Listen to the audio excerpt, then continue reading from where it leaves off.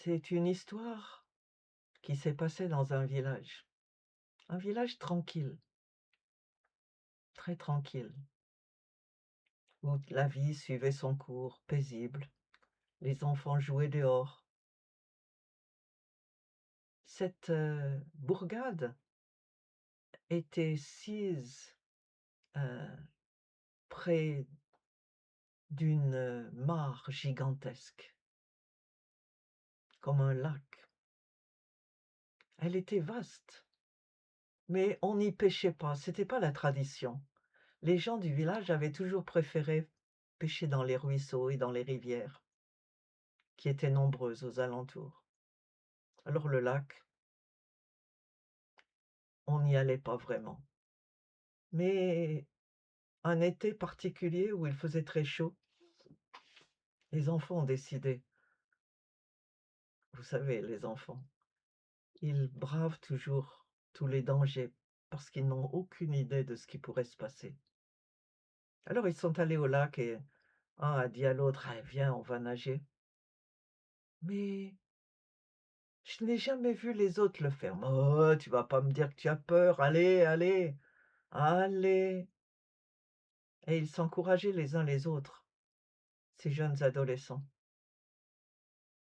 Et puis, ils ont plongé, commencé à barboter. Mais vers le soir, ils n'étaient pas rentrés. Alors, la mère de Pierrot a alerté les autres. «Est-ce que tu as vu mon gars? Il est pas rentré.» «Oh, il doit être toujours avec sa bande.» Les gens ont fini, après avoir exploré les bois alentours, ils ont fini par aller au lac et ils n'ont pas cru leurs yeux. Le groupe était là, sur le bord du lac, à se lamenter et à discuter. Que faire? Tous les petits gars étaient là, entourant le cadavre de Pierrot. Et Pierrot avait une blessure épouvantable. Il avait été égorgé. Qu'est-ce qui s'est passé? On ne sait pas trop. On a vu d'un seul coup du sang partout et finalement on a pu le récupérer.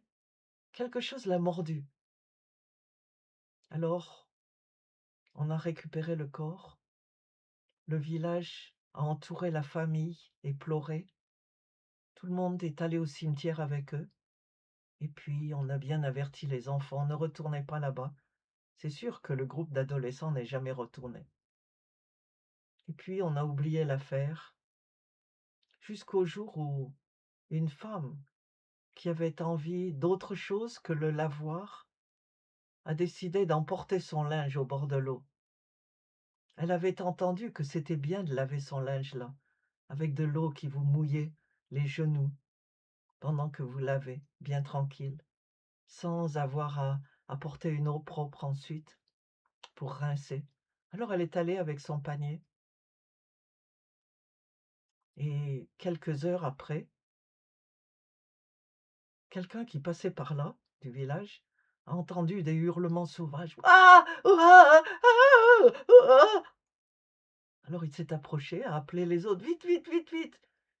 Et il a vu un énorme caïman qui avait pris la femme à la gorge et qui la tenait serrée d'entre ses dents. Cette mâchoire énorme, avec ses dents pointues, on a réussi à ouvrir la gueule du caïman et à l'enlever de là. On l'a tué, on l'a battu à mort. On a récupéré la femme et finalement elle a réussi à rester en vie. On l'a sauvée.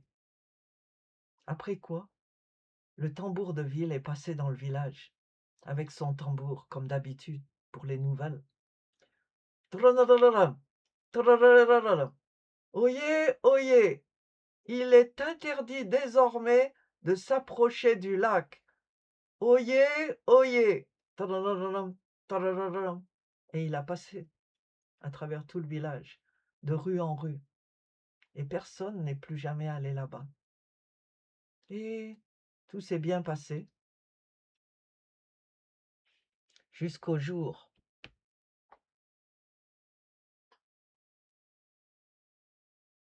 où quelqu'un avait trop chaud. Un autre était là, torride, et des hommes, de jeunes hommes, mariés ceux-là, un peu plus âgés bien sûr, se sont dit: «Ouah, finalement, tout ça c'est des bobards». Tu as entendu toi le tambour de ville? Tu as vu? Mais après tout, la personne qui est morte, c'était un gamin, on ne sait pas ce qui s'était passé. On n'avait rien vu.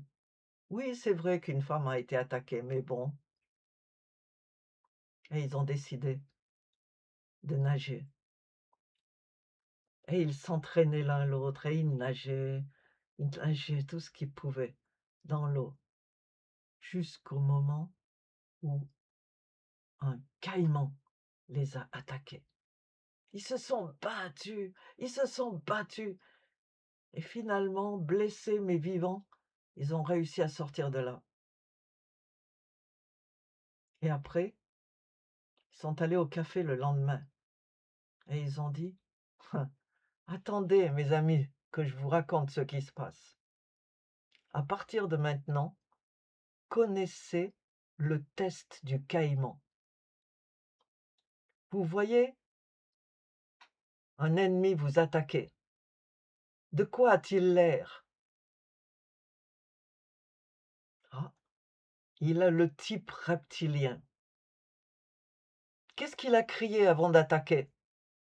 Parce que les caïmans ont un cri. Oui, dit l'autre, j'étais là, je l'ai entendu, il a dit Ka-ka-ka! Ka-ka-ka!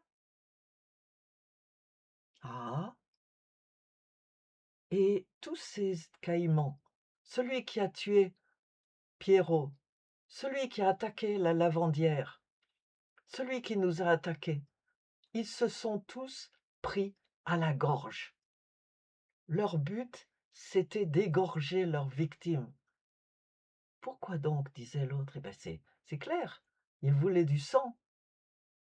Et un autre a ajouté, ah, il y a un autre aspect de l'affaire. Il n'était pas seul.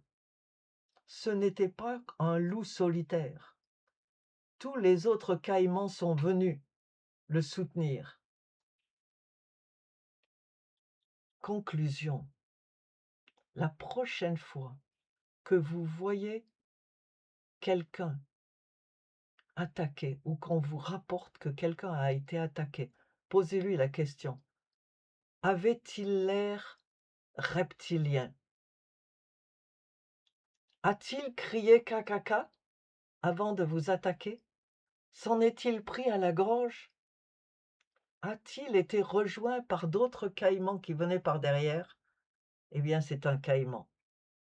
Il n'a plus besoin à la gendarmerie de demander quelle était la cause de l'attaque. Qui avait attaqué? C'est clair.